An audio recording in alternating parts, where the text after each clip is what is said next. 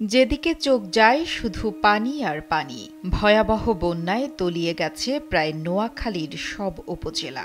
মাটির দেখা না পেয়ে বন্যা আক্রান্ত কয়েক এলাকায় ভাসতে দেখা গেছে কাপড়ে মোড়ানো লাশ। এর মধ্যে 2টি মৃতদেহ ভাসিয়ে দেওয়া হয়েছে কলার ভেলায়।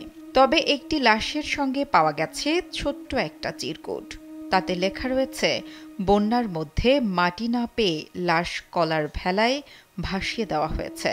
চিরকুটে অনুরোধ করা হয়েছে, লাশটি পেলে কেউ যেন কবর দেয়। গত 20 আগস্ট দুপুর থেকে ফেনীতে বন্যা শুরু হয়। পরদিন দুপুর থেকে সেটি ভয়াবহ রূপ ধারণ করে। জেলার পরশুরাম, ফুলগাজী ও ছাগলনাইয়া উপজেলায় শুরুতে বন্যা কবলিত হলেও এবার ব্যাংকও আপনার হাতের মুঠোয়।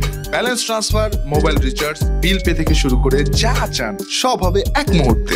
NRBC planet. পরে ফেনী সদর, সোনাগাজী ও দাগনভূঞাতেও ছড়িয়ে পড়ে। এরই মধ্যে শনিবার রাতে ফেনী শহরের মিজান রোডে সোনালী ব্যাংকের সামনে হাঁটু পানিতে একটি লাশ ভেলায় ভাসতে দেখেন স্থানীয়রা। পরে কয়েকজন মিলে সেই লাশটির জানাজা ও দাফনের ব্যবস্থা করে। জানা গেছে, মৃতদেহটি ফেনী সদর উপজেলা মৌটবি ইউনিয়নের ৭০০ গ্রামের বাসিন্দা আলিমুল্লার।